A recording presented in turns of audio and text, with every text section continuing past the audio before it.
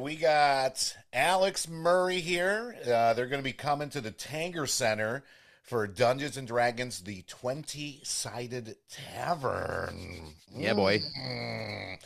So we are definitely excited for this. So just like backstory on Kyle and I over here, I have never done a campaign, never done anything. I'm totally brand new to this. We are going to Nothing. obviously ask you Never. questions. No Baldur's Gate Nothing 3. ever. Nothing. Nothing. So Been brand trying. new. I've And been he trying. is You didn't a see the new Chris guy. Pine movie? I did do that. That was good. I did You do saw that. the fat dragon. You're good. That was good. And I did enjoy it. I actually really enjoyed it. It was a very underrated movie when it came out. I agreed. Yeah. Have you watched any Vox Machina though? No. I think I told you to do that. Oh, I did watch Yeah, one yeah. episode. I There liked you go. it. See, I liked it. Then there's some of it. You get it. Yeah. You got it all. You're done. So, Alex, how did you get into D&D? Oh, how'd I get into Dungeons and Dragons Yeah. to begin with? I was 7 years old and I was at summer camp, and my canoe trips counselor, who I liked, also got into Magic the Gathering the same summer. So just picked up some real cool hobbies Yeah. in 1992. Yeah, it just was like we would canoe around, and we couldn't bring all the stuff out on trips. And he was a great storyteller, and I've always loved that. Like, my dad's an English teacher, great storyteller. He would tell me stories. He would tell me uh, like legends, like mythology stories to go to bed as a kid, but he would just insert like Ninja Turtles into them. So it'd just be like the story of like Leonardo and the Cyclops or whatever. And like how Donatello sacks Troy. It was pretty great. Um, and I've always been drawn to storytelling, right? So I loved hanging out around the fire, and shout out to Chris for like bringing we would play fake D&D. We would just have a D20 and sort of like make up stories and roll every once in a while. Okay. And then the arts and crafts counselor that summer as well, Stu Gladstone, which is like an incredible Dungeons and Dragons name. He sounds like a hobbit. I thought that was a person name. Sorry. Yeah, Stu Gladstone. Like, that's not real. Right. It's me, Jimmy Happy Rocks. Okay, Jimmy. There's some weird names out there. Yeah, man. It's like truth is stranger than fiction, right? Yeah, man. Arts and crafts counselor was just like, hey, we're playing D&D, and yeah, I went and signed up, and all I remember is that I played a fighter, a level 1 fighter in Advanced Dungeons and Dragons back when it was hard and designed to kill you. And so a 7-year-old, like a 7-year-old and a couple probably 10-year-olds sitting around playing in an arts and crafts hut in Maine. Man, I think one of us fell down a well and died. I think the rest got eaten by rats. Like, it was very straightforward. We did not get very far, but I loved it. I thought it was really fun. And he gave me the like booklets, and I just like carried them around all summer, and we'd make up stories and hang out and play in our tents and just, yeah, goof around. And it was great. And I played during the summers growing up. I'm from Rome, Georgia. And in the 90s in Northwest Georgia, there weren't nowhere to get. Oh, y'all, yeah, North Carolina. You're probably the same age. You like remember how it was the devil, right? Yeah. Oh yeah. And there just wasn't anywhere. Walden Books was not selling Dungeons and Dragons stuff, so there's nothing to. There's no way for me to get any of this stuff. I could get Magic cards, but yeah. So I just play at camp during the summers, and then I sort of fell off of it. You know, I got away from it, and I came back real hard in 2016. You know, with a little before everybody else got into it, but Yeah. I had a friend who wanted to do a stream, and I was like, yeah, sure. And then it bit me again, and now I'm in like 4 campaigns, and I DM, and I'm doing this professionally, and yeah, what are you gonna do? Nice. Excellent. So how did you get involved with 20-Sided Tavern? I answered an ad on Actors Access in the deep pandemic in like July of 2020. I was sitting around my house doing very little. And yeah, I just saw a thing that was like, do you like Dungeons and Dragons and stand-up comedy and improv comedy and storytelling? And I was like, yeah, you throw in my dad talking about the Ninja Turtles and we're there. Like, no problem. Yeah, and I just got on a Zoom call for like 2 weekends with a group of people that were like, okay, what would be Dungeons Dragons show? Yeah. What be this? Yeah. And the people that had that workshop ended up getting involved with David Carpenter, who's our producer now with Gameotics, and that's the software came into it. And I just sort of hung around, man. Like I just sort of kept showing up. There were auditions for a show in Pittsburgh to do it properly about 4 years ago now. And I went and did it in Pittsburgh, and it was a blast. And I've just kept doing it ever since. There are 2 cast members who have still been in here since like day one. Awesome. Yeah. Awesome. Yeah, it's been quite a ride. I mean, we've seen it go from I have watched it go from okay, we're on a Zoom call, what is this? Yeah. To like, all right, we're doing it in a basement underneath a grocery store in Manhattan with folding tables and like paper hats that we got from Party City. Right. And then like we moved it to Pittsburgh to do it as a like a larger production, and it worked so well. We weren't sure we could bring it somewhere and do it to like a larger audience, man, but like we had like day one, we had like 70-year-old lifelong subscribers to the Pittsburgh Civic Light Opera Group come in. And I remember looking at these 2 women and was like, all right, did you guys click in, like you scan the QR code so you can play along? And they were like, we don't have smartphones. And I was like, oh, okay, cool. I was like, do you guys know anything about Dungeons and Dragons? And they were like, no. And I was like, okay, so like fantasy, like Lord of the Rings, anything? And they were like, Lord of the what now? And I was like, okay. Do you know what a wizard is? And they were like, sort of. And man, 2 hours later, these 2 women were hooting and hollering and just slapping their knees and having the best time. And it was great to see. Like we were like, yeah, this will work. If we can get those 2, we can get anybody. Yeah, then we just kept going from there. And then Pittsburgh, and then I did it in Chicago a couple years ago when we came here the first time. And then we just did a year Off-Broadway in New York, and now we're back on tour. I can't tell you how excited I am to bring it back home to the southeastern United States.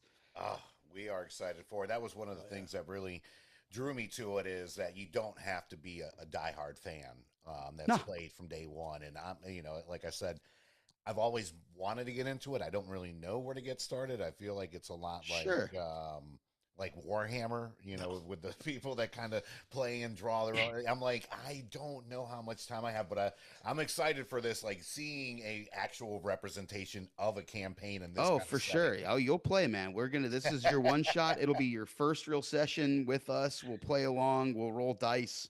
You'll help us out on your phone. Like it's very fun. If you've never played before, like it's good if you're curious and want to get into it. It's good if you do not care. My wife does not care. She's not interested in this hobby at all. Yeah. We do other things together. And I feel like our wives are in the same boat. Oh, sure. Go to your room. Okay, boys, go back to your little nerd hole and talk about the Fantastic Four. Have fun. Yep. Thanks, babe. I got a new Doctor Doom mask. Yeah. But she's seen the show like she's seen the show like I don't know, at least a dozen times, and she always has fun. And she comes, and I'm like, "Did you play along?" She's like, "Nah, I don't care." And she's just there to have like a really good time. So if you just want like a silly night out, like it's the spot. It's good stuff. Like I've been listening to 2 actual play podcasts religiously for many years now, and like I could tell you a whole lot about the Adventure Zone and Dungeons and Daddies, but after that, like I don't know. Yeah. Every time people start talking to me about Critical Role, I'm like, heard it's good. Yeah.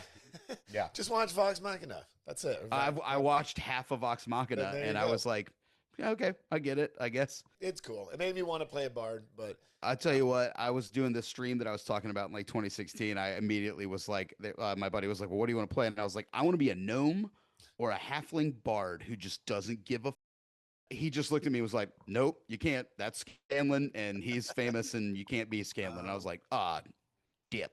Yeah. Well.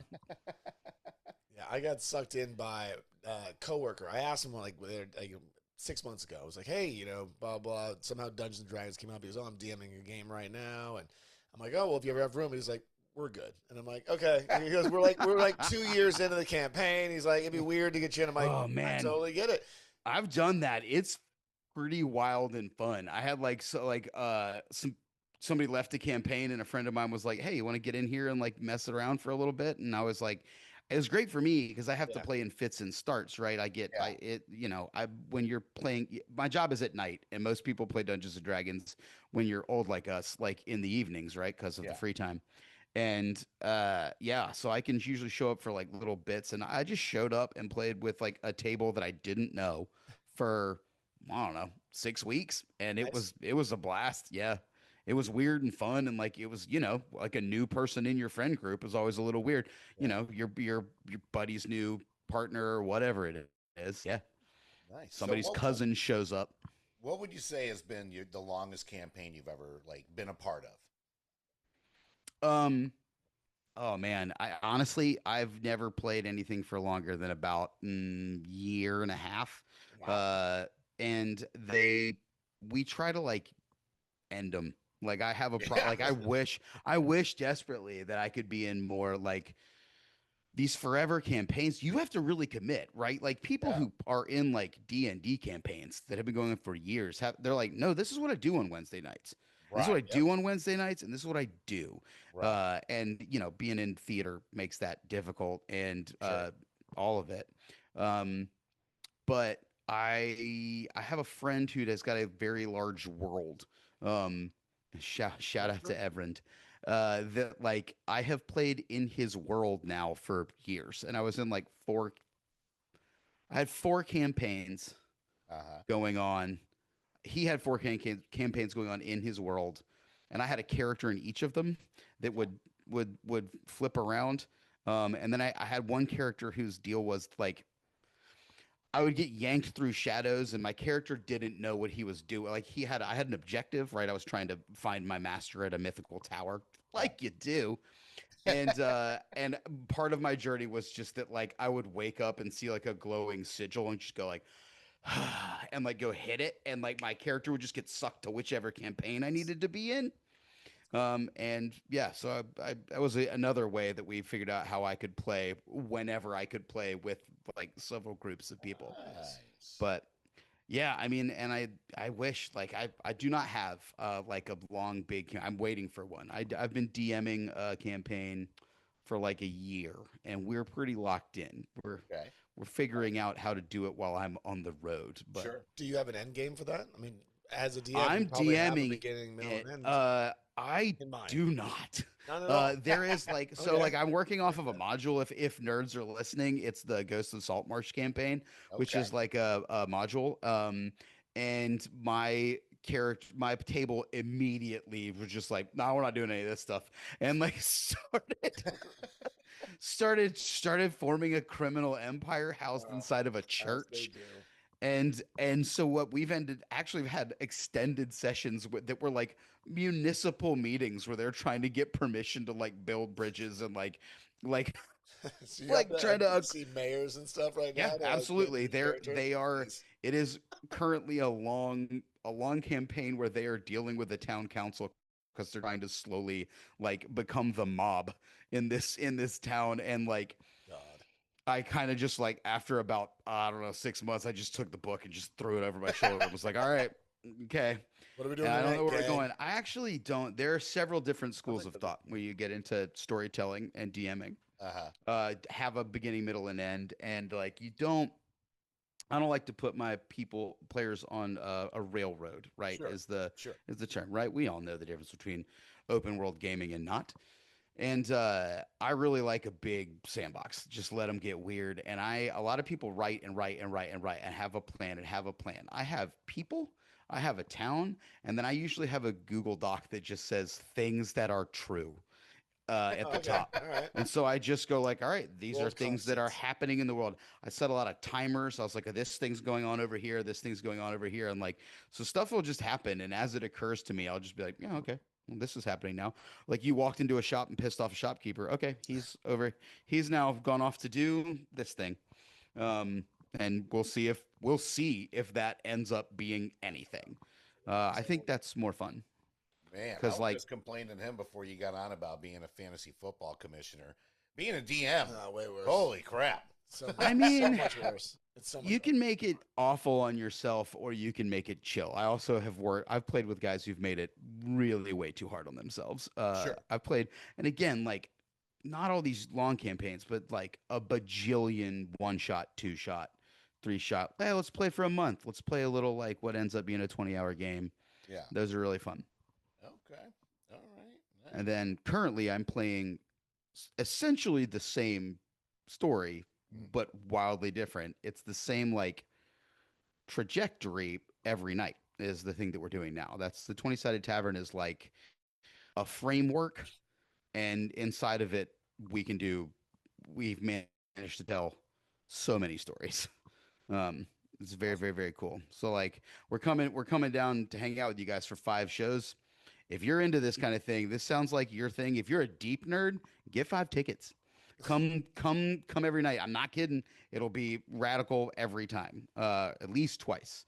You gotta like experience it, be like, that was fun, and then come back and see how similar but different it can be Yeah, I was about the to say, next time. is the framework the same for each show? And then, like, of course, the audience chooses and doesn't participate. So it does. So- adapt, but are they just the same characters? Essentially, are you going to be the same So- person all 5 times? Yeah. So Yeah. what a good segue. Hey, So I try, you know? there are 5 people on stage for the show. There's the Okay. dungeon master traditional, and then there are 3 players, and then we have a 5th character that we call a tavern keeper, and they're essentially a co-dungeon master. They also are running the computer system, so they're sending elections to people's phones. So like a lot of times when we have a decision to make, where it's just like, okay, should we go in this building or that building, and we let the audience decide.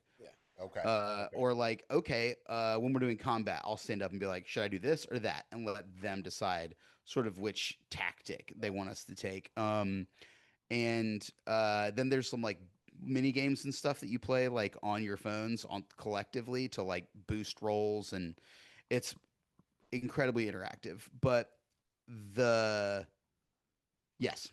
And so the tavern Correct. keeper is there. Correct. Yes, I said a thing that is accurate. And then they're also doing effects. They've also got 2 stream decks up there.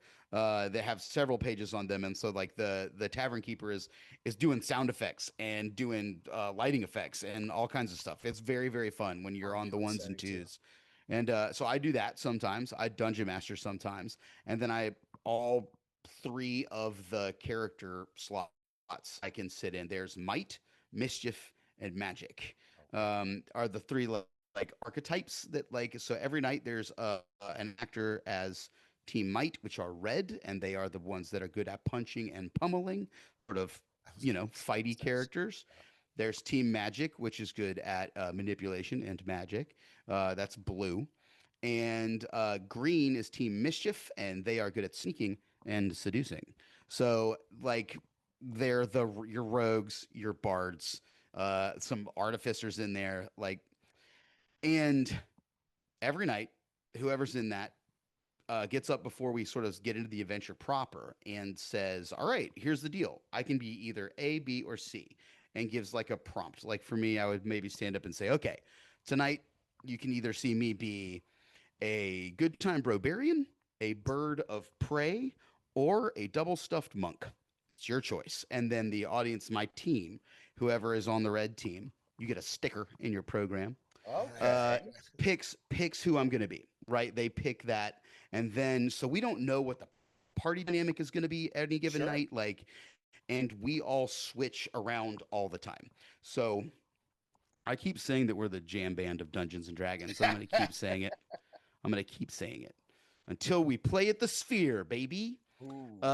Yeah, Oh. D&D at the Sphere. Yeah, Ooh. get ready. Ooh. 2028 I might have coming to at make you. that Vegas trip. 2020, I'll Right? be there. I'll be Yeah. there. Yeah. So All which right. do you See prefer, you boys by there. the way? I Rather get that than question GM, all the or do you time. like- I'm the only person who fills in every single one, and Okay. we get 3 characters, but there's also in every cohort there are like 5, some of them 6 characters to choose from. So you choose what 3 you want to offer up that night. So I have, I think in total, oh boy, 4, 5, 6, 7, 8, 9, 10, 11, 12. 13 characters that I can play. and then DM and TK. So like I don't know. There's 15 things. Which one's my favorite? I like them all. I really enjoy all of them for different reasons. I like DMing a lot. It's very very fun. The DM role is very much you just like keeping a ball in the air and really like trying to give your players as many gifts as possible to like weave a story out of. And we start in the same tavern every time. There's the same call to adventure every time this wizard shows up and is like, "Help! The world's gonna end. I done screwed up. I'm a wizard." And then you have to help him. And you how we help him, the manner in which we help him, it's the same mechanism every time. But like the characters' motivations and how they interact with the world vary wildly from show to show. And we have a couple rooms where like the script just says you enter the room, a scene happens, you receive an item, you exit the room. That's what the script says. There's no other, and it's just we're like we just make it up, man. We just see what needs to happen then, Oh, and it's it's a very good time. I'm telling you, if you're an actor, it is good work if you can get it. To just making up big long form epic stories rules. I love it. I love it. I was just pulling it up on my phone to make sure I had the dates right. So it looks like it's October 17th when it starts here at Yep. Tanger Center in Greensboro. We are so excited to have you guys come down. And like I said, especially me being completely new to it. But what advice would you give to someone that say doesn't have the opportunity to catch your show? Someone totally brand new to it as far as like avenues for them to start, whether websites, pages, because we all To know with get social into media, yeah, to to get follow into D and us D. Well, to or to follow get you into guys, D and but D. also D&D in Yeah. general. Yeah. Well, we're at the 20-sided tavern everywhere. Mhm. Um, I mean, the actual plays that we were sort of talking about earlier are a great way to get into it. I mean, honestly, I mean, Vox Machina is a great way to get into it. The friggin' Lord of the Rings movies are a great way to get it. I mean, like, pick your gateway drug. Like I said, it was the Yeah, Ninja Turtles and like Beowulf, yeah, like back yeah. in the day. Like the gateway is whatever the gateway is. Like if you want to be into it. And listen, I have fought Terminators on this stage before. Like we have just the DM's just been like, "Uh-oh, here comes some Terminators." And we're just like, "Okay, here we go." All Like we can right. do whatever the hell we want, man. Like we are also doing what we call soft canon, where it allows us to do things like that. And the audience names every NPC that we run into, everybody that we run into, the audience names. So sometimes you're just like, all right, name this bartender for me. And somebody's like, and you're like, all right, dog, you said it. Here he comes. Yeah, yeah. Pay your tab. And we're like, well, it's soft canon, so nobody can get mad at us for licensing. It's all parody and nonsense. Um, it does get weird. You asked for advice, and I told a story about Darth Vader. But yeah, I mean, my advice is to get in where you fit in. Really. And all roads, if you it, D&D is just telling long stories Yeah. um with gambling in there. If you I mean it's really just story gambling, right? You're like, I want to kill this guy. This guy, this guy, this guy killed my dad and he took our farm and I spent 30 years getting sick at karate and I went up a mountain and I got a magical sword and here I am with my magical sword and my skills and I'm going to fight this guy and sometimes that guy kicks your ass cuz the dice say so. And like I think which is my favorite thing about this is the big difference between like if you want to get into role playing games is that like sometimes the person that you've been playing for months or just even just hours just beefs it and there's nothing you can do about it. But also sometimes it goes real well. You know, a lot of the times it goes great and you kill that dude and you avenge your father and you ride a Pokemon into the sunset or whatever. As one does. Yeah, man, right? Get it. Classic. Get it. Classic. And but yeah, this is like so if you want to get into it, get into it. It's like really, I mean, the easiest way. Like if you want to also just if you want to start playing, there are great starter sets. Like Wizards makes a couple of really good easy starter sets, or there's also a bunch of Oh man, I probably shouldn't promote other role-playing games. Um, but there's lots of them. There's lots of easy rules, light, very simple. Just like get the idea of like sitting around and telling a story together and like, you know, justifying failure and things like that. Because a lot of times in video games do all that work for you, right? Right. There are cutscenes and voice actors and Mhm. but yeah, if you want to tell a story and not just watch one, like this is it. It's very, very, very, very fun. And they're really no different than I don't know, lying. Just like telling, just like Lying to making stuff. people. It's the same Just thing. making it's just like Yeah. you know how when you tell Parenting. somebody you did something that you didn't do, it's that. I mean, just embellishing, but then add a dragon or something Yeah. in there. I caught a fish and it was oh shit, it was a dragon. The fish was a dragon. It's also Yeah. invisible. It's still with me. Yeah, I've got him. Man, Alex, you have been fantastic. Before we wrap up here, what is the best way for people to find you, as far as, because I know you're a musician, comedian, actor. I do lots of social stuff. media. Yeah, as far as social media and website, what's the best way for people to find Me? you? I'm at R. Alex Murray it's Instagram and TikTok. That's where you can find me doing my thing. And at 20-Sided Tavern doing all that. Like we filter, a lot of it is clips from this show because this is the main thing that we're doing right now, On stage, sometimes I'm a weird little goblin man with a big giant gun. Sometimes I am a dwarven barbarian. Sometimes I'm an old lady wizard. Um, check it out. Whatever happens. Love it. Yeah, Love it. like Monster quiz one me or a little from bit. the Monsters, pop give me culture? All right, give me. let's Can we do one of each? I don't want to see. spoil all okay. your Yeah, questions. Perfect. I can write Perfect. more. No, that's too easy. Here are my two suggestions while you're looking for your things. I would say yeah. famous. Well, famous dungeons might be weird, but not bad, right? There are famous dungeons, and then famous dragons could be famous dungeons or dragons would be not a bad category. I You do Famous got like some D that. or D. famous D or D, yeah. There you go. I'm gonna write that down. And- I Damn it, like I'm that. looking at something I can't write that down. I should have written that down. I know, that's He'll good. remember, but Then It's he'll remember. recorded. That's true. That's right. Watch this again. Got it. More beats. Let's see. All right, what creature is often summoned accidentally by low-level adventurers fiddling with magic items? Ooh. I have multiple Uh, choice for this one. in case this was revealed. that could be like Is a it skeleton. A demon, B, a quasit, a C, imp, or Oh. D, a grell? There are quasits up in all sorts of stuff, and there are imps up in all sorts of stuff. It depends on what you're hitting, but I'm gonna go quasit final answer. I was looking for imp. Yeah, there you go. What are Google you gonna says do? imp. What are you gonna do is right. Dang, And then, all right, dang. let's see. If I you're near know. an elemental source, a mephit might come out of there. There you go. I'm just trying to redeem But myself. I'm glad we did this. That's why I said level 1 or low level. Oh, Sorry, man. I'm just kidding. You're also a Fanatics, musician. Are you ready for this? Ooh, here we go. Yeah. Oh boy. Which band famously included a D&D reference in their 1981 hit "Roll the Bones"? 81 Roll the Bones? That's 1981. dope. Roll the Roll the Bones. Why Bones. I can name the Mountain Goats did a whole D&D album. Led Zeppelin 4 is mostly about the Hobbit. Mm-hmm. 81 nerd band. Roll the Bones. I don't know. Judas Priest. I was looking for Rush. Oh, that track's even harder. Rush. Those dorks. Mhm. Yeah.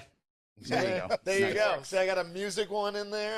Yeah, I thank wish I you. had like an Ian McClellan answer in here, but that would give it away. Yeah, no, yeah. not Well, I was that. gonna say also famous wizards, right? You could Yeah. do like that's There you really I was easy. thinking that. And that gets you into pop culture and lots of other so you like D&D adjacent stuff Mhm. because we do some trivia in the show that's like D&D proper nouns, and there's nothing like saying like a trivia question to a room of like 1,200 nerds Yeah. and having them all go, who? Like, what? Right. Yeah, it's the world is deep. The like actual D&D lore is deep, which is like you said, it can feel impenetrable, but you don't got to worry about any of that crap when you come to hang out with us. We're getting goofy. That's what I'm looking forward to. I've been talking it up all at work to people I know. The DM that I work Please with, come hang I out. told him, I said, I'm like, you got to come. So I'm so excited to be back in North Carolina, man. I need barbecue real bad. I need a proper biscuit so bad. let You know us what you can't know. get in New York City? Freaking biscuit. Oh, I know. I go to New York usually once a year for Comic-Con. I got family up there, friends. I actually grew Nice. up in Binghamton, about 2.5 hours up. But Yeah, the southern food, you can't beat it. So when you're in town, hit us up, man. We'd love So to excited. be able to take you Yeah. out. Barbecue. Yeah, we're looking forward to it. Awesome. Awesome. Well, again, Alex Murray, thank you so much for joining us. October 17th, 20-Sided Tavern, going to be right here at Tanger Center in downtown Greensboro.